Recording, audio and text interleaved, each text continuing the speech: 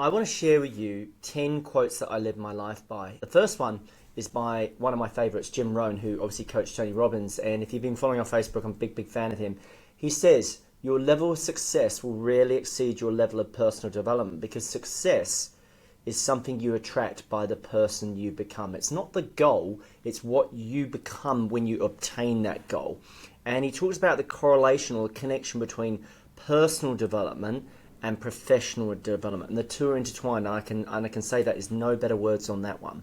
The next one I'm going to talk to you about is a man called Naval Ravikant, and he is an investor in Silicon Valley. He's been behind a lot of the big SaaS and tech companies, many of which you'll know. And he has a brilliant book called The Almanac of Naval Ravikant, and it's really good. And one of the things he says is free education is abundant all over the internet, but it's the desire to learn that's scarce. So everyone complains about not having time to learn, or their employers won't pay for their training, or they haven't got money for training. There's a ton of free education out here. We educate all over our podcast, over YouTube, over Instagram, over our email, over our Facebook. It's all there. If you want more, just go to ruralsalessuccess.com. It's in the show notes below, and help yourself to that stuff.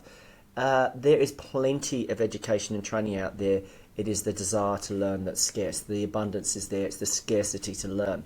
The next one that I really enjoy is talking from Socrates. So I'm a big fan of Stoicism, and if you might have seen my new book, this is based on the Daily Stoic by Ryan Halliday, and it's called 365 Rules to Master Rural Sales, and it's a fantastic book. It's got a rule for every single day of the year with your rural rep, and we talk about knowing yourself, knowing rural sales, and then knowing rural sales management. Socrates says, employ your time improving yourself by other men's writing, so that you shall gain easily what others have laboured for. What he's saying there is, read the books. You see, these are books, it's not a fake background. I read because there are other men and women that have just poured themselves and shared their learning and made the mistakes, so I don't have to. I can accelerate and I can learn much quicker.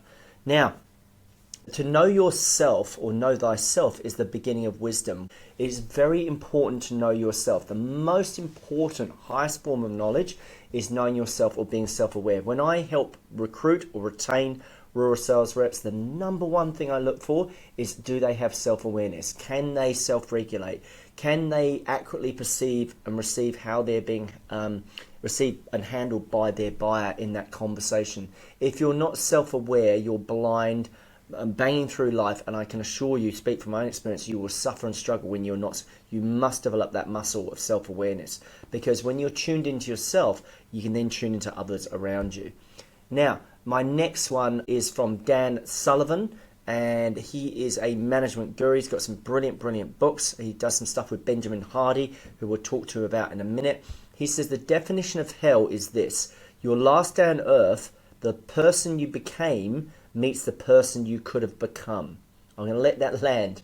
The person you became meets the person you could have become. So what happens is, your potential future self, you meet them on their last day before you meet your maker. And that person shows you who you could have been, should you taken a bet on yourself and really gone for it and backed yourself. Okay, a lot of people just do not reach their true potential. They don't trust themselves, they lie to themselves, they promise, they make broken promises, they break their psychological contract with themselves, which is the standard they set for themselves. Don't be one of those people. Push harder, push harder. Number 6, many of life's failures are people who don't realize how close they were to success when they gave up. This is so true. You might get a knockback or a rejection from a customer, or they don't phone you back, or they don't ghost you.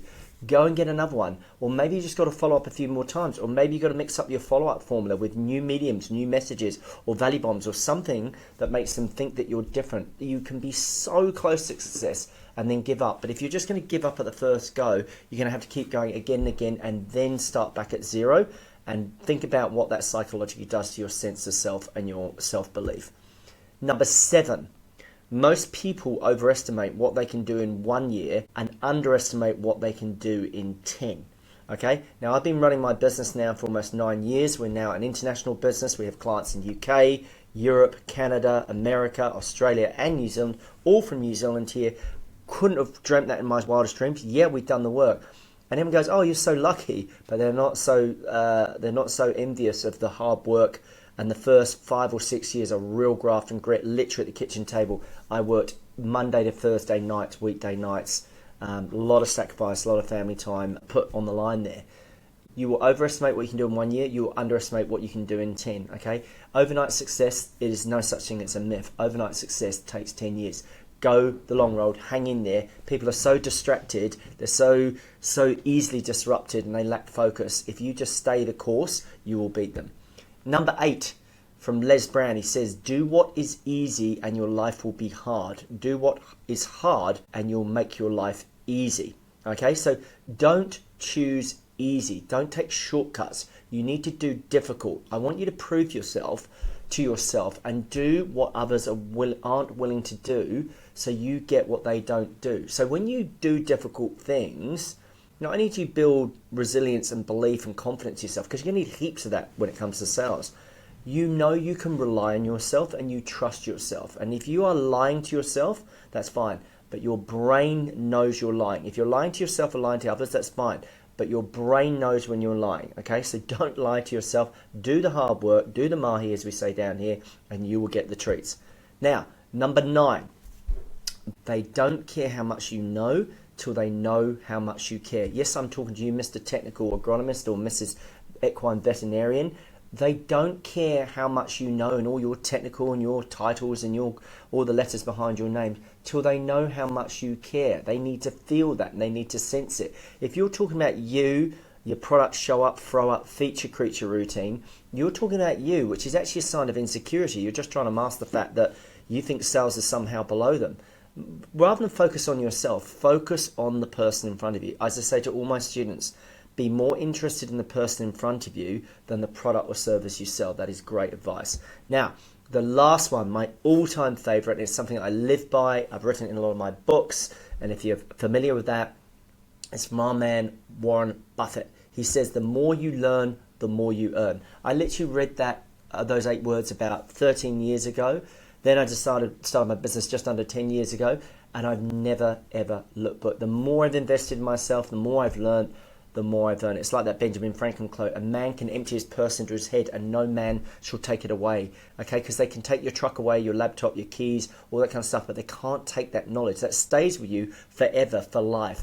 So you have to invest in yourself. You have to back yourself. You have to be a lifelong learning machine. Just because you finish school doesn't mean you shouldn't stop learning. The more you learn, the more you earn. Honestly, that has been priceless advice for me. So there's my top 10. What is your favorite quotes? What are the quotes that you live by? I would love to know. Drop them in the comments here. I'd love to see that.